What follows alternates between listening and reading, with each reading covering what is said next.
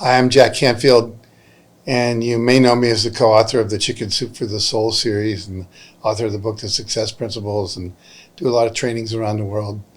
And I am really excited to be here and just take a moment to share with you the magic of this place called Rythmia and the magic of the ayahuasca and what the medicine does for you and has done for me. And I've come back here now 4 times, and each time I just get more layers of what's not me removed. And so I'm excited about who I'm becoming and what I'm going to be experiencing when I get home. And I'm going to share with you, I had a major breakthrough. And I want to share that with you, and then I'll talk about, I think, why maybe you should come and do this. But the last night we were doing breath work, and I was, we did a meditation at the end of that, and we were asked to imagine our younger self, our pure essence when we were young. And I went back to when I was 5. And then I remembered when I was 6, I was living in Wheeling, West Virginia, near Pittsburgh, Pennsylvania. It's cold playground.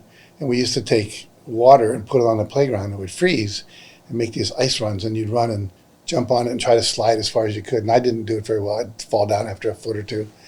And one night I decided to stay, and I was going to work and work and work. I was going to master this.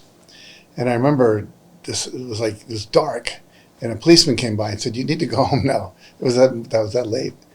And I remember feeling really proud that I had done this. And the next morning I line up and I run and I slide on the ice, and everyone's like, "Yeah, Jack, you did it," And the good news in that is I realized I had this willpower and I could, master things.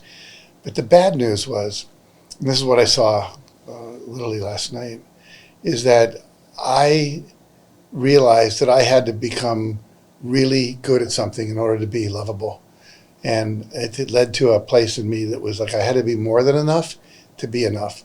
And my whole life was like about achievement and success and getting awards and getting a Guinness Book World Record and New York Times bestsellers and all this stuff, which had its benefits. But the reality was I was never at peace with myself. I was never quite there. I was always having to measure up to belong.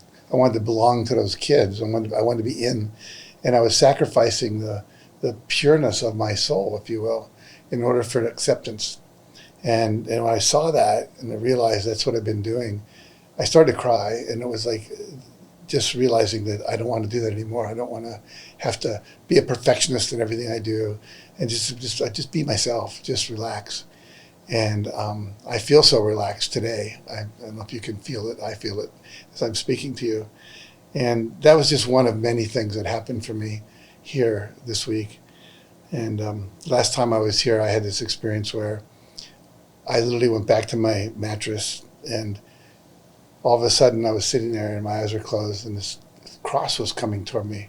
Like if you've seen these Catholic crosses the bishops wear, and Jesus is on the cross, and all of a sudden he gets off the cross and he starts walking toward me, and his robes are flowing in the air, and walks right into my third eye. And there's an explosion of light. And I really experienced what it meant to have Christ consciousness.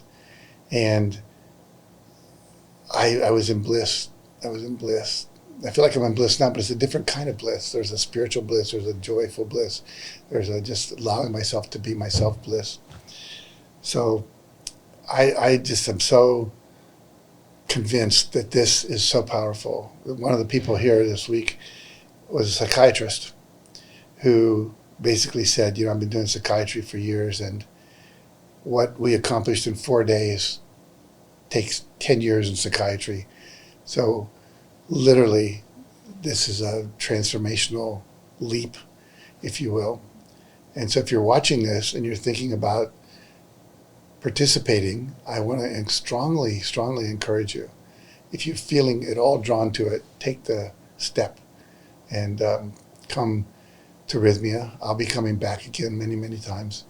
And it's out of my love for you and for the world that I invite you to participate in stepping into the essence of who you are and not allowing all of the things we thought we had to become in order to survive keep running us.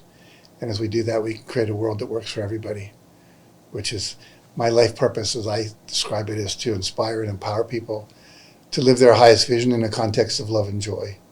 And the journeys that you experience here facilitate that.